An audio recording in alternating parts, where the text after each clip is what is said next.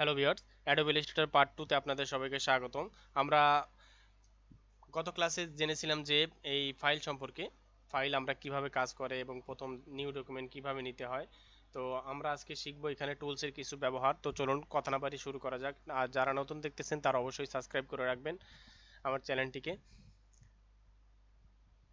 এখানে আমাদের প্রথমে আছে সিলেকশন টুল। এখন এই সিলেকশন টুল দ্বারা কি হয়? তো প্রথমে আমাদের এখানে কাজ করতে হলে আমাদের একটা কিছু নেই, একটা বক্স নিলাম। আমরা এটাকে কালার করে দেই, রেড কালার করে দিলাম। এখন এই বক্সটা আমরা নিলাম, এটা এই সিলেকশন টুল দ্বারা কি করা যায়? এখন যদি আমি ভিও প্রেস করি, কিবোর্ডে ভি প্রেস করি, তাহলে কিন্তু আমার সিলেকশন হয়ে যাবে, সিলেকশন টুলটা আসবে। দেখতে পাচ্ছেন কন্ট্রোল, শুধুমাত্র ভি প্রেস করার কারণে এখানে কিন্তু আমরা সিলেক্ট করতে পারতেছি। আর এখানে যদি আমি, এখানে আছে ডাইরেক্ট সিলেকশন টুল, এখানে যদি আমি দেই তাহলে কিন্তু আমরা এটা দিয়ে কাজ করতে পারবো। তো আমাদের এটা দিয়ে কি কাজ? আমরা যখন কোনো কিছু সিলেকশন করব, যে কোনো কিছু ধরেন আমি এই দুইটা একসাথে সিলেকশন করব, তাহলে আমাকে কি করতে হবে? প্রথমে এই সিলেকশন টুলে ক্লিক করতে হবে। যদি আপনার এখানে ক্লিক থাকে, ধরুন আপনার এই দুইটা একসাথে সিলেক্ট করতে চান, তাহলে কি করতে হবে? আমাদের প্রথমে এখানে ক্লিক করে সিলেকশন টুলে এখানে টেনে দুইটা একসাথে সিলেক্ট করে মুভিং করতে পারবো। এটা হচ্ছে সিলেকশন টুলের কাজ, যে কোনো কিছু সিলেকশন করা। এখন সিলেকশন শুধু করলেই কি হবে? সিলেকশনের পরেও আরও অনেক কাজ আছে। এখানে সিলেকশন করলাম, সিলেকশন করার পরে এখানে দেখতে পাচ্ছেন যে একটা আইকন শো করতেছে। দেখতে পাচ্ছেন এখানে এই কোনায় কর্নার, আমরা যদি এটা রাউন্ড করতে চাই এটা রাউন্ড করতে পারবো। এটা একটা কাজ, গুরুত্বপূর্ণ কাজ। আমরা যদি এখানে রাউন্ড করতে চাই তাহলে রাউন্ড করতে পারবো। তারপরে আমরা যদি এটাকে কমাতে চাই, এভাবে ধরে এভাবে কমাতে পারবো। দেখতে পাচ্ছেন এখানে কমাতে পারবো, যেটা রাউন্ড হয়ে যাচ্ছে। তারপরে এটা স্কোয়ার আছে, আমরা যদি এটাকে কমাতে চাই দেখতে পাচ্ছেন এটা কমে যাচ্ছে। সিলেকশন টুলের মূলত এটাই কাজ, যে কোনো কিছু সিলেকশন করা। কোনো কাজ করার আগে মনে করেন আমি এটা কিছু লিখলাম, যাই হোক যা কিছু লিখলাম, লেখার পরে আমি কিন্তু এটা সিলেকশন করব। দেখতে পাচ্ছেন এখানে যে আমার এই ফন্টটা চেঞ্জ করতে হবে, এটা আমি লিখলাম, জাস্ট এটা লিখলাম, লেখার পরে এখন কিন্তু এটা আমার সিলেকশন নাই। কেন সিলেকশন নাই? এটা আমি সিলেকশন টুলে ক্লিক করি নাই। এখানে ক্লিক করলাম, ক্লিক করার পর আমার এই ফন্টটা চেঞ্জ করতে হবে। এখানে যাওয়ার পরে আমি ক্যারেক্টারে যাব, ক্যারেক্টারে যাওয়ার পরে এখানে আমি যে কোনো ফন্ট, এই ফন্টটা দিলাম। আমার যেই ফন্টটা ভালো লাগে আমি সেই ফন্টটা দেবো। তো যে কোনো কাজ করতে হলে আপনাকে প্রথম কি করতে হবে? ওই কাজটাকে সিলেকশন করতে হবে যে এই সফটওয়্যার দ্বারা কি কাজ করা যায়। এই সফটওয়্যার যদি কোনো কিছু কমান্ড করতে চান তাহলে কিন্তু আপনাকে সিলেক্ট করে দিতে হবে। এখন আপনি এটার উপর রাখলেন, রাখার পরে আপনি যদি এটা সিলেকশন করে এভাবে রাখেন, রাখার পরে আপনি যদি ধরেন এই পাথ ফাইন্ডারে গেলেন, যার পরে যদি আপনি এখানে ক্লিক করেন, এখানে ক্লিক করেন, তাহলে কিন্তু কোনো কিছু কাজ করতেছে না, এরর দেখাচ্ছে। তাহলে আপনার প্রথমে কি করতে হবে? প্রথমে আপনার সিলেকশন মেইন, এখানে সিলেকশন টুলে ক্লিক করলেন, ক্লিক করার পর দুইটা একসাথে সিলেক্ট করলেন, সিলেক্ট করার পরে আপনি এখানে পাথ ফাইন্ডার ক্লিক করলেন। দেখতে পাচ্ছেন যে আপনি যে অপশনটা চাচ্ছেন এখানে একটা কেটে কিন্তু অর্ধেক হয়ে গেল। জাস্ট সেম অপশন আমি আবার দেখাই, যে এটার সাথে আপনি প্রথমে সিলেক্ট করতে হবে, সিলেক্ট করার পরে আপনাকে যে কোনো কাজ করতে হবে।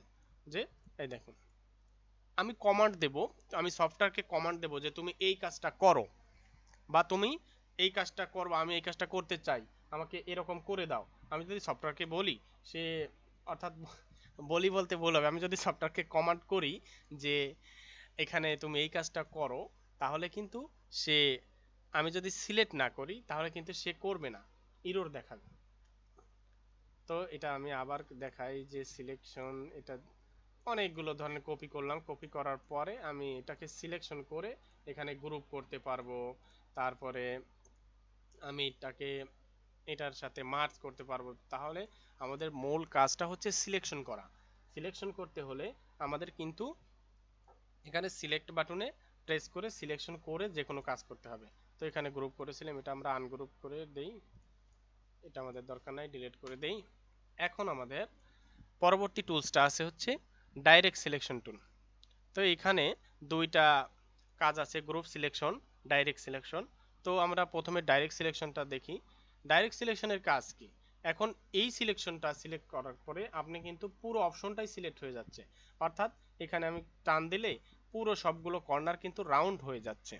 যদি আমাদের কোনো কিছু রাউন্ড করতে প্রয়োজন হয়, যে আমাদের এই ডিজাইনটা এভাবে রাউন্ড হবে, তাহলে আমরা কিন্তু পুরো ডিজাইন পুরো অপশনটাই কিন্তু রাউন্ড হয়ে যাচ্ছে। তাহলে এর থেকে বাঁচার উপায় হচ্ছে, বাঁচার উপায় বলতে এর থেকে এই সমস্যার সমাধান পাওয়ার উপায় হচ্ছে আমাদের selection tool, direct selection tool. এখন আমি একটা সংখ্যা দিয়ে বোঝাই। এই এফটাকে আমরা ভেঙে বড় করে নিয়েছি। এখন যদি আমি এইটা দিয়ে সিলেকশন করে রাখি, এটা কিন্তু পুরোটাই সিলেকশন হচ্ছে। তো পুরোটাই সিলেকশন হয়ে আমি যদি এদিকে ছোট করি, বাস পুরোটাই ছোট হয়ে যাচ্ছে। কিন্তু আমার দরকার হচ্ছে আমি এই মাথাটা একটু ছোট করব।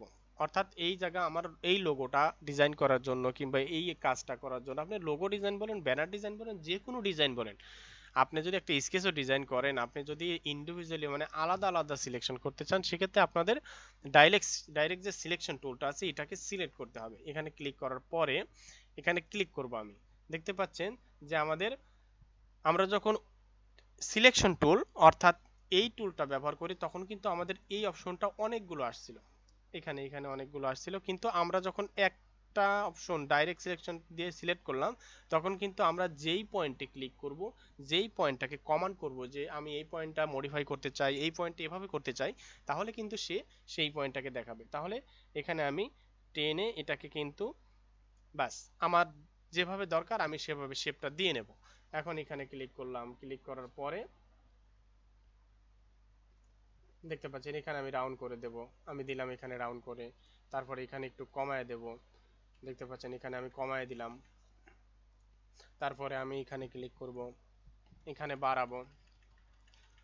আপনি মন মতো আপনার ডিজাইনটা কেমন হবে, আপনার মন মতো আপনি কিন্তু ডিজাইনটা করতে পারবেন, আপনি যদি টুলসের ব্যবহার জানেন। আর যদি আমার ভিডিওগুলো নিয়মিত দেখতে পারেন, আশা করি আপনাকে একজন সম্পূর্ণ সফল ডিজাইনার করা আমার দায়িত্ব। আপনি জাস্ট পাশে থাকুন।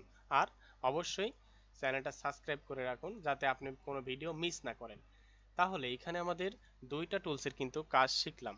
এই দুইটা টুলই গুরুত্বপূর্ণ। তো এখন আমাদের কি আছে, গ্রুপ সিলেকশন। এখানে যদি আমাদের গ্রুপ থাকে এখানে যদি আমাদের অনেকগুলো গ্রুপ থাকে, সেক্ষেত্রে আমরা কিন্তু গ্রুপ সিলেকশন করতে পারবো। দেখতে পাচ্ছেন যে অনেকগুলো কিন্তু সিলেকশন হয়ে গেছে। এখানে এখানে কিন্তু অনেকগুলো অপশন কিন্তু সিলেকশন হয়ে গেছে, এটাকেই গ্রুপ সিলেকশন বলে। তো আমাদের এটা দরকার নাই, ওইভাবে আমরা কাজ করি না খুব একটা। তো আমরা যেটা দরকার সেটা আমরা বিস্তারিত আলোচনা করি, বিস্তারিত শিখি। এরপরে কি আছে, ম্যাজিক টুল। এখন এই ম্যাজিক টুলের কাজ কি? তো চলুন ম্যাজিক টুলের কাজটা আসলে কি একটু দেখি। তো আমি এই লোগোটা, ধরেন এই লোগোটাই সেভ করব।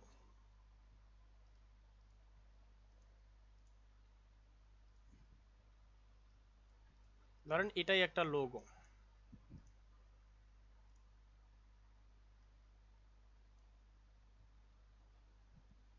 আমি এটাকে ছোট করে নিই।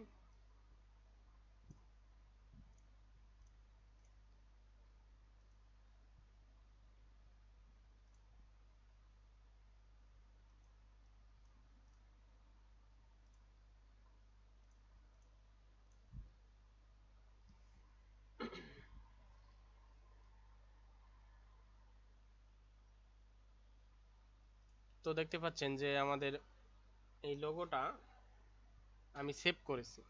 এটা আসলে বোঝানোর জন্য যে আসলে কিভাবে কাজ করে বিষয়টা। আর্টবোর্ডটা বড় করে নিই।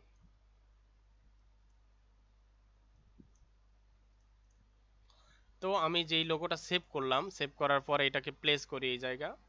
তো এখানে প্লেস করতে গেলে দেখতে পাচ্ছেন যে এই যে লোগোটা, এই লোগোটা আনলাম, আনার পরে এটা দেখতে পাচ্ছেন এটা কি, এটা কিন্তু একটা লোগো। জাস্ট এই মাত্র আমরা মানে শেখার জন্য খেলার ছলে আর কি তৈরি করলাম, জাস্ট এটাকে লোগোও বলা চলে না, জাস্ট এটা আমরা ইয়া করলাম। তো এটা এভাবে আছে, এটা এভাবে থাকার পরে কিন্তু এটা আমরা আলাদা করব কিভাবে, এই যে সাদা অপশনগুলো এটা ডিলিট করে দেব কিভাবে? এটা ডিলিট করার জন্য এই যে ম্যাজিক টুলটা আছে, ম্যাজিক টুলটা ব্যবহার করতে হয়। কিভাবে ব্যবহার করতে হয়, এটা ব্যবহার করার আগে আমাদের অন্য একটা জিনিস শিখতে হবে, সেটা হচ্ছে ইমেজ ট্রেস। এখানে আমরা যদি এই জিনিসটা, আমরা ইমেজ ট্রেস নিয়ে বিস্তারিত পরে আলোচনা করব, আজকে আমরা টুল শিখতেছি, জাস্ট টুলসটা শিখি। তো এখানে ইমেজ ট্রেসে আমি ইমেজ ট্রেস করে নিলাম, নেওয়ার পরে আমি এটাকে এক্সপ্যান্ড করে নিতে হবে। এক্সপ্যান্ড করে নেওয়ার পরে এখন আসবে আমার এই ম্যাজিক টুলের কাজ। এই ম্যাজিক টুলটা আসলে কি কাজ করে আমি সেটা দেখানোর জন্য এটা করলাম। এই ম্যাজিক টুলে যদি আমি ক্লিক করি, ক্লিক করার পরে আমি যেই সাদা অপশনটা সিলেক্ট করে দেবো, যদি আমার সাদা লাগে সাদা অপশন, যদি কালো অপশনটা লাগে কালো অপশনটা আমি বাদ দিয়ে দেবো। যেই অপশনটা বাদ দিয়ে দেবো আমরা সেই অপশনটা সিলেক্ট করবো, আমরা সাদায় ক্লিক করলাম, ক্লিক করার পর ডিলিট করে দিলাম। তো আপনি দেখতে পাচ্ছেন এটা কিন্তু ফটোশপের মতো ব্যাকগ্রাউন্ডটা রিমুভ হয়ে গেল, এটা একটা ভেক্টর ফাইল হয়ে গেছে, ব্যাকগ্রাউন্ডটা রিমুভ হয়ে গেছে। দেখতে পাচ্ছেন যে সাদা যে অপশন ছিল সেটা কিন্তু চলে গেছে। মূলত এটার কাজ এটাই। এরপরে আছে কি, লেসো টুল। লেসো টুলের কাজও সেম জিনিস, এখানে যদি আপনি কোনো কিছু কাটতে চান এভাবে সেম ওয়েতে আপনি কিন্তু ওইভাবে কাটতে পারবেন। তো এটার কাজ ওইভাবে করি না, লেসো টুলের কাজ আসলে ফটোশপে খুব ভালো হয়। আসলে সব সফটওয়্যারে কিন্তু সব জিনিস থাকে, কিন্তু ওইভাবে কিন্তু কাজ করা যায় না। যেমন আপনি ফটোশপেও কিন্তু ভেক্টর ফাইল তৈরি করতে পারবেন, কিন্তু ফটোশপের ভেক্টর ফাইল কিন্তু ওরকম ইলিস্ট্রেটরের মতো অত শক্তিশালী না। কেননা ফটোশপের ফাইলটা কিন্তু জুম করলে ফাটে, কিন্তু ইলিস্ট্রেটরের ফাইল হচ্ছে একদম ভেক্টর ফাইল, সেটা কিন্তু ফাটার সম্ভাবনা খুবই কম এবং এটা অনেক সুন্দর হয়। পেইন্ট ডিজাইনের ক্ষেত্রে কিন্তু আমাদের ফটোশপের চেয়ে ইলিস্ট্রেটর বেশি ব্যবহার করতে হবে। তো আজকে এই পর্যন্তই, পরবর্তী পার্টে আমরা পেন টুল সম্পর্কে আলোচনা করব। পেন টুল হচ্ছে এই ইলিস্ট্রেটরের মাস্টার টুলস। এই পেন টুল হচ্ছে ইলিস্ট্রেটরের মাস্টার টুল। কেন ইলিস্ট্রেটরের মাস্টার টুলস বলা হয়? যে এই পেন টুল যে জানে সে ইলিস্ট্রেটরের সব কাজ সুন্দর মতো করতে পারবে। সে যদি পেন টুল ভালো মতো জানে তাহলে কিন্তু সে যে কোনো ডিজাইন করতে পারবে, যদি সে পেন টুল ভালো জানে। পেন টুল হচ্ছে ইলিস্ট্রেটর ফটোশপের মাদার্স টুলস। তো আমরা পরবর্তী ক্লাসে ইলিস্ট্রেটরের এই মাদার্স টুলসটা নিয়ে আলোচনা করব। তো পাশে থাকবেন, সাবস্ক্রাইব করবেন। সবাইকে ধন্যবাদ, ভিডিওটি দেখার জন্য অসংখ্য ধন্যবাদ।